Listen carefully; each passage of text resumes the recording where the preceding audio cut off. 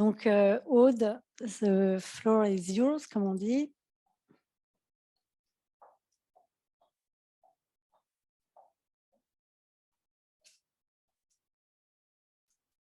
Je n'ai pas présenté Aude, qui est néphrologue dans le service de néphrologie de Necker et qui vient de faire un gros travail sur les variations dans les gènes de collagène de type 4 et en particulier dans les formes autosomiques dominantes. Alors, merci beaucoup, Laurence, pour cette invitation. On va effectivement discuter des phénotypes associés aux variants hétérozygotes, COL4A3 et COL4A4, et de manière un petit peu plus générale, les mettre en perspective par rapport aux autres variations qui sont identifiées dans une cohorte de patients qu'on a repris ici à Necker. Alors, comme Laurence vous l'a déjà dit, le syndrome d'Alport est génétiquement très hétérogène et on va un petit peu en discuter. Et la classification de tous ces variants du collagène est extrêmement compliquée. Il y a maintenant un nombre croissant de patients qui sont explorés par des panels ou bien des exomes et chez lesquels on va finir par trouver des variants du collagène en nombre important. Et il va falloir pouvoir savoir s'ils sont effectivement pathogènes ou pas et s'ils rentrent dans un contexte de véritable syndrome d'Alport ou pas.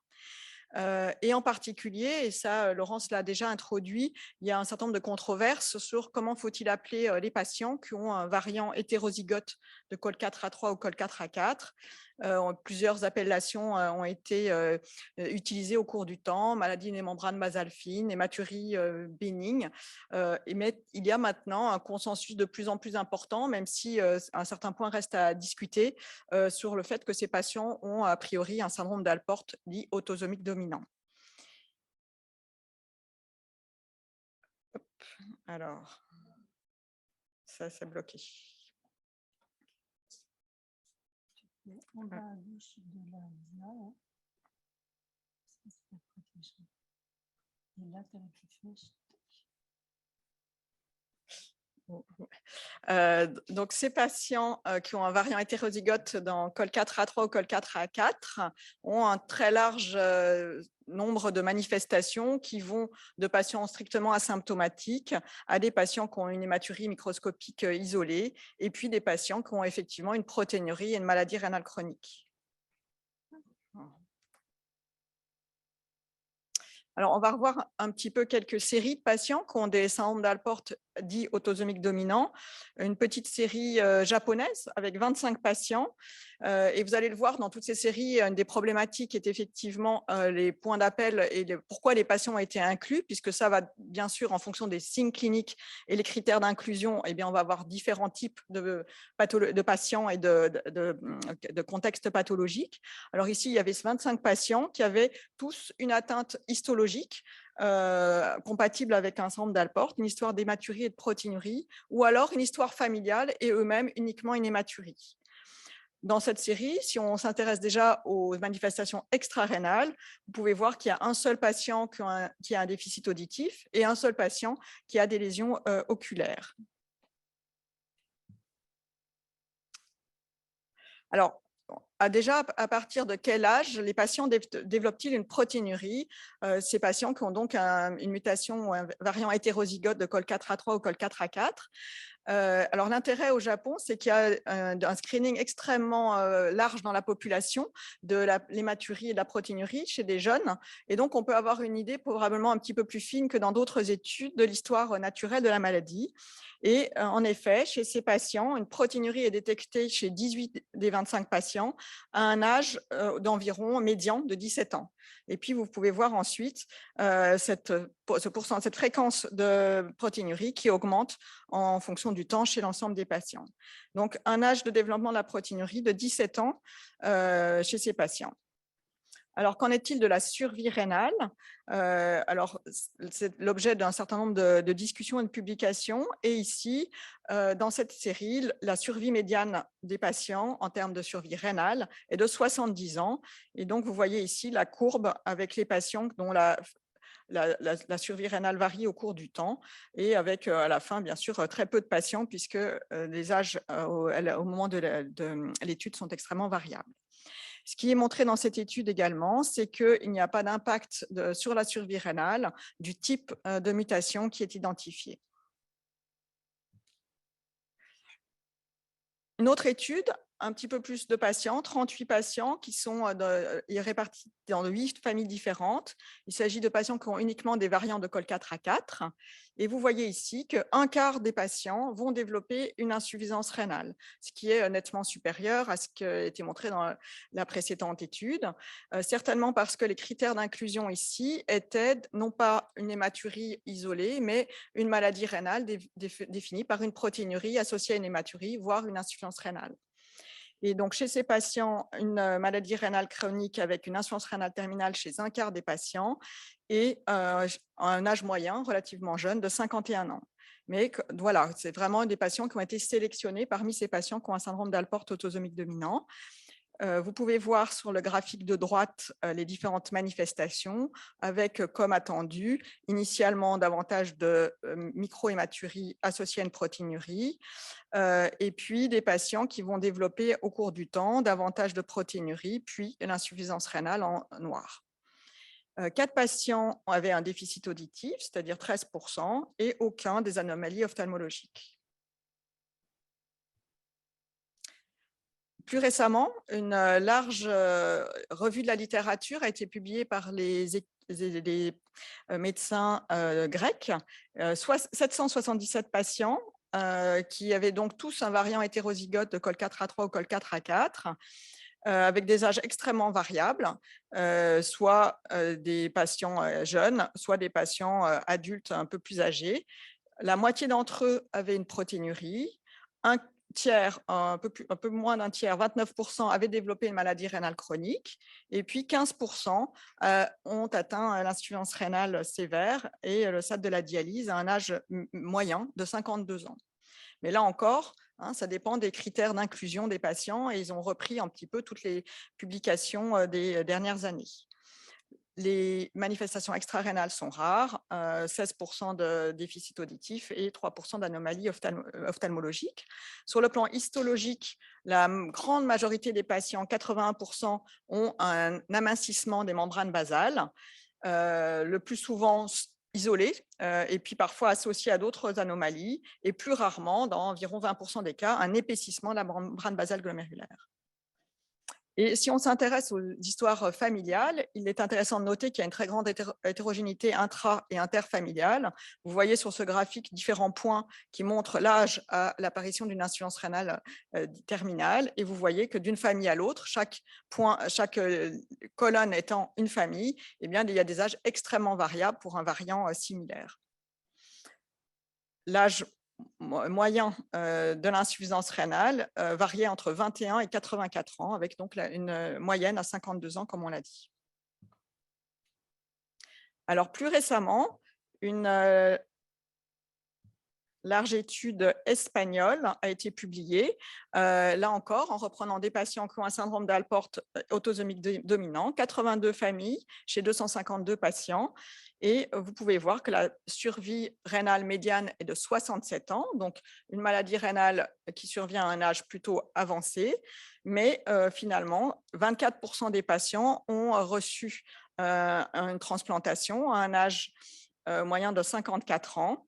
Et 6 patients sont arrivés au stade d'insuffisance rénale terminale avant 41 ans. Il est intéressant de noter, mais ça c'est vraiment toute la néphrologie, qu'il y a une diminution de la survie rénale chez les patients qui ont une protéinurie par rapport à ceux qui n'en ont pas. Ça ne me paraît pas extrêmement original. La décroissance de la filtration glomérulaire était de moins 1,4 ml par minute par an chez ces patients, avec, comme attendu, une diminution du débit de filtration glomérulaire nettement plus important chez les patients protéinuriques par rapport aux patients non protéinuriques. Et puis, si on s'intéresse au type de mutation de ces patients, eh bien, vous voyez que la génétique, le type de mutation n'avait pas d'impact sur la survie rénale. Alors, nous nous sommes intéressés ici à Necker aux patients adressés pour diagnostic moléculaire de syndrome d'Alport dans un contexte d'aspect clinique compatible ou d'hématurie familiale. Et nous nous sommes intéressés d'une part aux caractéristiques génétiques et d'autre part à leur phénotype et à leur évolution clinique, avec pour objectif de chercher à identifier de manière un peu plus fine la signification des variants identifiés et rechercher de nouveaux variants.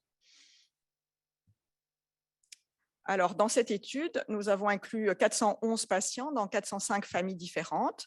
Les premiers patients ont été testés avec un panel dédié uniquement au syndrome d'Alport. Et puis ensuite, au cours du temps, nous avons étendu les explorations en analysant tous ces patients avec un panel qui recoupe toutes les anomalies de type hyalino-segmentaire et focal d'origine génétique présumée. Et en définitive, un variant pathogène a été identifié chez 62% des familles. Alors, il est intéressant de noter que le taux d'identification de mutation a quand même décru au cours du temps, puisque dans une publication antérieure de l'équipe, il y avait 80% de patients chez lesquels on avait identifié un variant pathogène pour le syndrome d'Alport. Alors, si on regarde un petit peu plus en détail, si on utilise ce panel de syndrome d'Alport, on a 66% de résultats positifs. Si on utilise le panel des hyalino-segmentaires et focales, on a 55% de diagnostics positifs. Mais l'intérêt d'utiliser ce panel permet d'identifier d'autres variants génétiques. Les patients ont été adressés pour syndrome d'Alport, mais en définitive, ils ont éventuellement d'autres pathologies qui peuvent avoir une présentation clinique éventuellement plutôt proche. Nous avons en particulier identifié un patient avec une mutation GATA3, un patient avec une mutation INF2, un patient avec un syndrome type MELAS, et puis 6 variants cubuline, et un patient qui se présentait avec un polymorphisme à risque ApoL1, G1, G2. Du coup, nous sommes retournés à nos patients qui avaient été étudiés avec le panel Alport, et nous l'avons là aussi, chez les patients qui étaient négatifs pour ce panel Alport, retrouvé d'autres types de mutations. Et donc, l'utilisation de panels un peu plus larges permet de manière intéressante de récupérer le diagnostic et d'identifier d'autres diagnostics chez certains patients. Alors, si on s'intéresse à la présentation clinique et donc aux variants identifiés, la moitié des patients ont un syndrome d'Alport lié à l'X, avec 18% de femmes et 33% d'hommes parmi ces patients avec un syndrome d'Alport lié à l'X.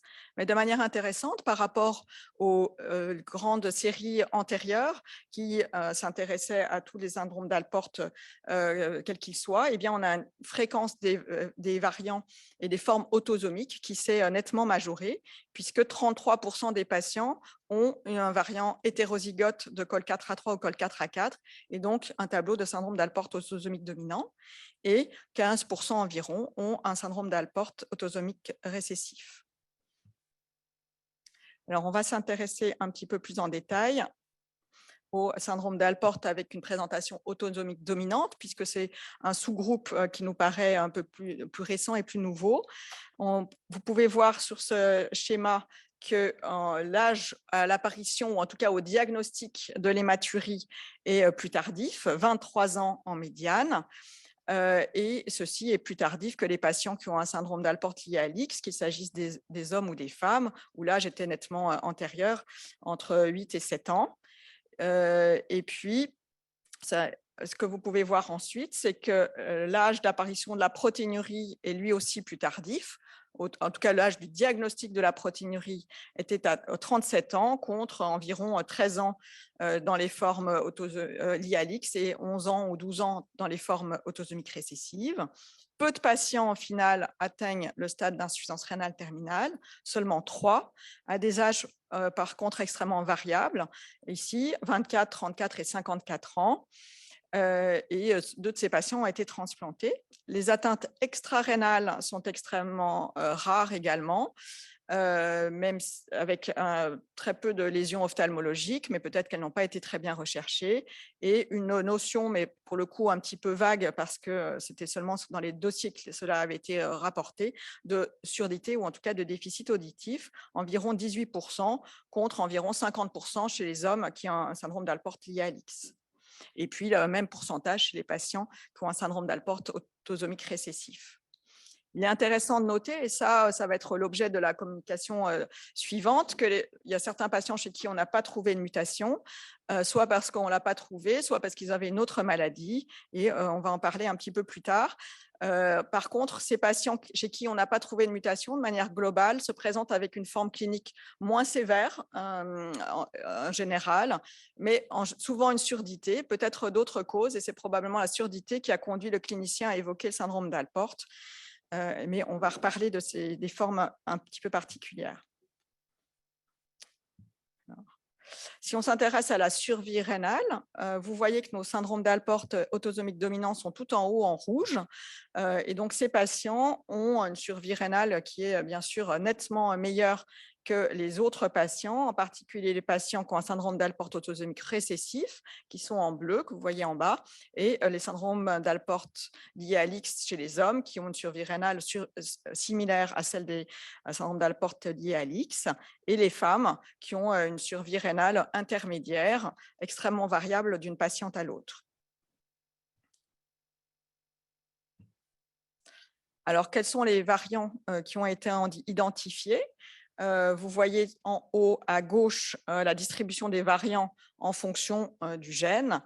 Vous voyez une moitié de patients donc, avec des variants de COL4A5, comme on l'a dit. Et si on regarde les patients qui ont un syndrome d'Alport autosomique dominant, vous pouvez voir que les syndromes d'Alport avec variant dans COL4A3 en bleu sont plutôt plus fréquents que les patients avec un variant dans COL4A4. Si on s'intéresse de manière un peu plus précise aux différents variants qui ont été identifiés dans COL4A3 et COL4A4, vous voyez qu'il y a principalement des glycines, mais tout un panel d'autres variants qui sont ici représentés dans ces camemberts. Alors, nous sommes intéressés à certains patients chez lesquels un seul variant pathogène avait été identifié, mais qui présentait en trans un autre variant, des variants de signification qui étaient indéterminés, qui s'appellent L1474P et R1661C. Et il nous a paru que cette association entre un variant pathogène et un de ces deux variants paraissait plus fréquente que attendu. Et ces patients se présentaient avec un syndrome d'Alport plutôt d'allure autosomique récessive. Et donc, nous avons été regarder dans la population générale quelle était la fréquence de ces variants, L1474P et R1661C. Et vous voyez qu'il existe un enrichissement dans notre corps de syndrome d'Alport de ces deux variants qui est tout à fait significatif. Alors, de mal avec ce truc. Et donc, ces variants ces patients qui avaient à la fois un variant pathogène et un de ces variants que nous avons identifiés représentaient finalement une large proportion des patients qui avaient un syndrome d'Alport d'allure autosomique récessive, puisqu'ils représentaient 37% de tous les cas de syndrome d'Alport récessif. Et pour COL4A3, 51%. Alors, les hétérozygotes qui avaient uniquement ces variants n'avaient pas de symptomatologie clinique et du coup, nous avons conclu qu'il y avait un enrichissement chez les patients avec un syndrome d'Alport et une association significative d'un variant pathogène et de ces variants en trans. Si on s'intéresse à la clinique de ces patients, vous pouvez voir que pour le variant L1474P, la présentation clinique par rapport aux autres patients qui ont un syndrome d'Alport autosomique récessif paraît nettement moins sévère, avec moins d'insuffisance rénale chronique et moins de surdité. En revanche, ce n'est pas le cas pour l'autre variant 1661, qui est une présentation clinique similaire aux patients avec un syndrome d'Alport autosomique récessif. Nous avons également été regarder dans notre population de patients syndrome d'Alport qui avaient ce variant en dehors de cette étude et nous avons retrouvé des résultats similaires.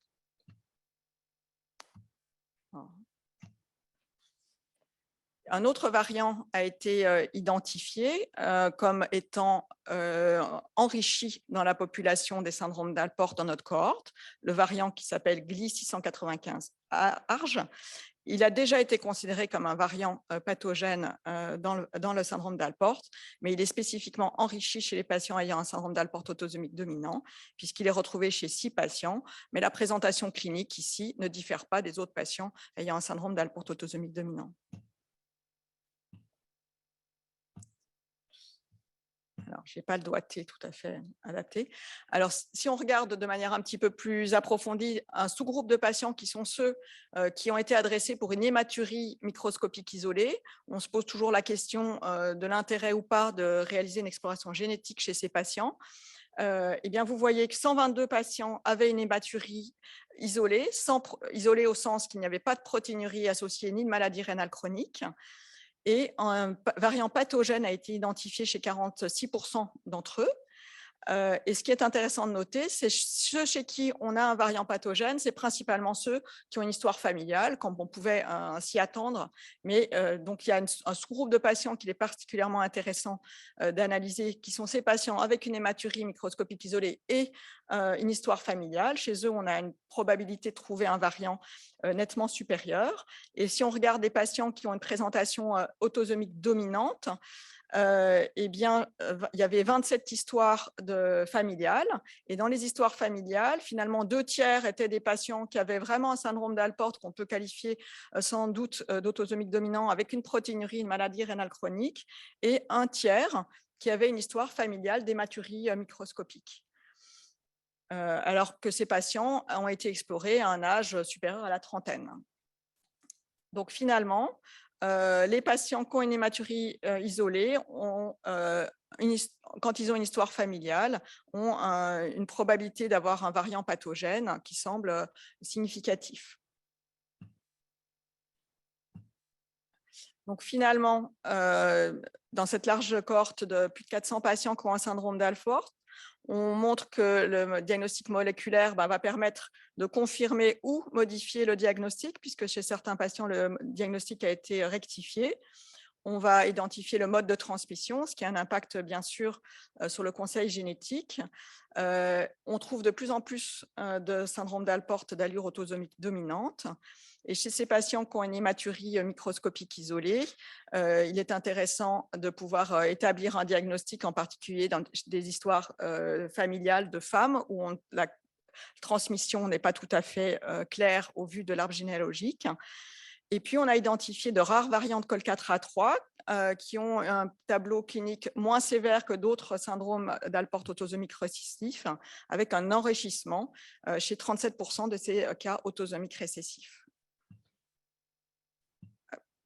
Du coup, je remercie bien sûr toute l'équipe du laboratoire et puis tous les cliniciens qui ont adressé les échantillons pour leurs patients et des informations cliniques.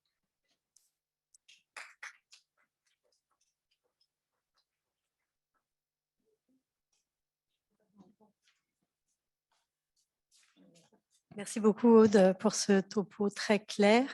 Je vois qu'on a 48 participants en Zoom. Je ne sais pas s'il y a des questions déjà dans la salle. Fabiola.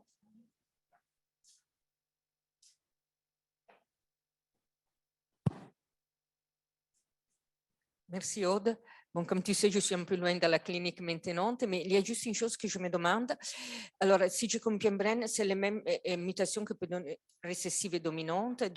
Tu dis, non, autrement dit, pas toutes les mutations récessives ont une forme dominante. Donc, je voulais savoir qu'est-ce qui fait la différence. Et d'autre part, quand vous avez screené le panel FSGS, est-ce que vous n'avez pas vu des mutations composites, c'est-à-dire entre un panel, par exemple, FGS, un gène FGS et un gène Alport, qui pourrait expliquer ces dominantes, je veux dire, in autre terme, est-ce que dans la dominante, il n'y a pas un deuxième gène qui est muté? Alors, pour répondre déjà à la deuxième question, effectivement, on s'est particulièrement intéressé aux patients qui avaient une maladie rénale chronique sévère dans les dominants pour voir s'il n'y avait pas un autre gène ou un autre variant. Et à l'heure actuelle, on n'a pas trouvé d'autres variants qui puissent expliquer la sévérité particulière de certains patients par rapport à d'autres. Après, on a quand même, nous, montré l'enrichissement de ces variants qui, autrefois, n'étaient pas vraiment considérés comme pathogènes. Et donc, il est possible que dans des cohortes antérieures de syndrome d'Alport autosomique dominant, eh bien, en fait, c'était plutôt des pseudo-récessifs qui avaient peut-être un variant qui n'avait pas été pris en compte à l'époque. Alors après, la question, peut-être que Laurence m'aidera là-dessus, parce qu'elle est très compliquée. Il y a tous ces patients qui ont effectivement un syndrome d'Alport autosomique récessif et avec des histoires familiales où un membre de la famille a un des deux variants et pas l'autre. Et dans un certain nombre de cas, le membre de la famille en question a une hématurie microscopique et une forme nettement moins sévère qui pourrait s'apparenter à un syndrome d'Alport autosomique dominant. Les variants que nous avons montrés enrichis, en revanche, ne sont pas associés avec un phénotype. Dans la plupart des cas, le parent qui a un des variants et pas l'autre n'avait pas d'hématurie. Même si les données anciennes de la littérature ne sont pas tout à fait simples à analyser. Mais peut-être que Laurence a un commentaire c'est supplémentaire. toute la question, mais qui est d'ailleurs très bien posée également dans le chat. On a une question de Rida Mrad. Quand l'étude par panel et ou exome ne retrouve qu'une seule variation pathogène à l'état hétérozygote dans le gène COL4A3 ou COL4A4, est-ce que ceci est suffisant pour retenir le diagnostic d'un syndrome d'Alport autosomique dominant ou doit-on vérifier d'abord l'absence de délétion de mutation intronique profonde pour éliminer un récessif? Je peux essayer. Les mutations introniques, je crois qu'on va en parler. Et après, ça dépend de la présentation clinique, certainement du patient. Alors, oui, tout à fait. Donc, par rapport au syndrome d'Alport autosomique récessif, comme le dit Aude, c'est vraiment souvent la présentation clinique qui va faire le distinguo et qui va nous faire dire il est très sévère. Donc, il y a si la première variation est en cause, il y a probablement une deuxième variation non codante à identifier. Mais surtout, la question la plus essentielle et la plus difficile, c'est devant une variation isolée chez un patient avec une pathologie modérée, est-ce que, ou voire même une protéinurie, un début d'insuffisance rénale, à quel point est-on sûr que la variation qu'on a identifiée est responsable du phénotype et quels sont les arguments, quelles sont les questions qu'on doit se poser pour essayer de répondre à cette question? Et là, ça va être principalement les études de ségrégation et de regarder les parents et les personnes plus âgées de la famille, porteuses également du même variant, même si ce n'est pas un 100% de réponse avec ça. Mais en tout cas, la grande question qui est de plus en plus fréquente quand on rend des résultats, c'est ça. Ces variations COL4A3, COL4A4 hétérozygotes, elles sont présentes chez 1% de la population générale. Et très clairement, on ne peut pas dire que 1% de la population générale présente une symptomatologie, en tout cas pas une symptomatologie progressive. Alors après, il y a une question sur la grossesse, en tout cas le projet de grossesse. Donc, si une patiente présente une hématurie microscopique ou macroscopique isolée, une patiente et qu'elle a un projet de grossesse, même si elle n'a pas d'histoire familiale, faut-il rechercher un syndrome d'Alport? Eh bien, écoutez, oui, je pense qu'aujourd'hui, c'est important chez ce type de patiente de faire un diagnostic. C'est vraiment les patientes qui vont le plus bénéficier d'un conseil génétique si on identifiait une mutation ou un variant, donc COL4A5 en particulier, même si dans ces cas-là, parfois le conseil génétique n'est peut-être pas si simple que ça, mais en tout cas, il est licite de proposer l'exploration à ce type de patiente. Alors après, une question sur la population tunisienne. Alors, moi, je ne sais pas s'il y a de variations fondatrices en Tunisie. Je ne sais pas, Laurence, si tu as une... Mais a priori, la remarque était de dire que ça n'avait pas été identifié. Et chez les patients qui ont une maladie rénale chronique de cause indéterminée, alors de plus de 60 ans, ça c'est compliqué parce que c'est plutôt ceux de moins de 60 ans chez lesquels on explore les patients qui ont une maladie rénale chronique indéterminée. Mais il y a tout ce grand papier publié dans le New England avec des patients qui étaient relativement âgés, qui étaient en dialyse et chez qui on faisait de la génétique de manière très large. Et dans cette population de dialysés tout venant, ayant une maladie rénale chronique pas bien identifiée, eh bien, il y avait effectivement une majorité de patients chez lesquels c'était un variant du collagène qui avait été identifié.